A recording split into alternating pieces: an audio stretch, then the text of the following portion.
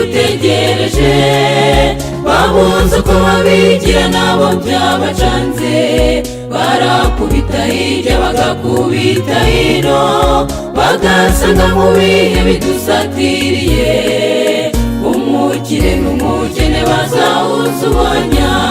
Iyo bitegereje mu byuma kabuhariwe, basanga nta cyizere cyazaza iyi si, kuko imyuka ihumanya yasakaye ikirere, iva mu nganda z'abakomeye b'iyi si, ikabera uburozi ikiremwa muntu cyose, ihumanya ibimera ikarimbura amatungo.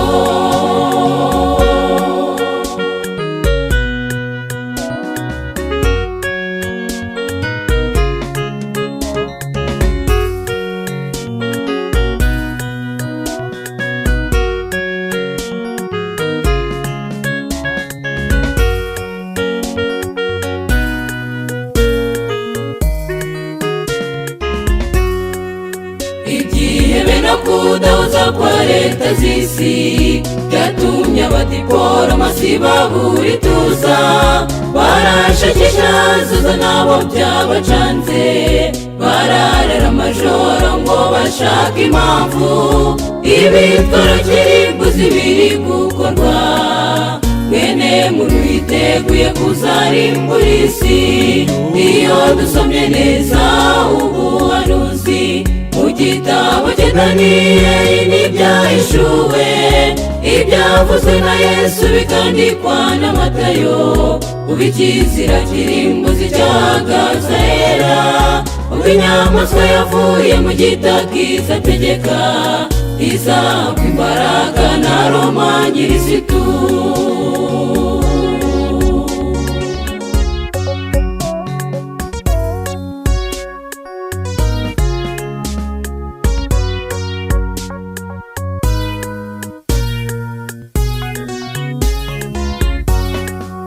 Bari barahagarariye iri jambo, bamaze guca n'umubano na rudasumbwa, kuko bamaze kurandura imbago za Yawe, bafatanye mu biganza n'ubupapa bw'i Roma, none igishushanyo cy'inyamaswa cyahagaze, badakombeye mu kwizera bazakiramya.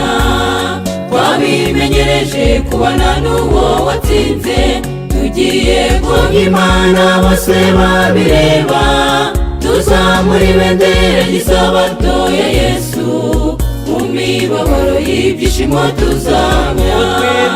Twabimenyereje kubana n'uwo watsinze, tugiye kuramya Imana bose babireba, tuzamura ibendera ry'isabato ya Yesu, mu mibabaro y'ibyishimo tuzamya. Tuzamura ibendera ry'isabato ya Yesu, mu mibabaro y'ibyishimo tuzamya. Tuzamura ibendera ry'isabato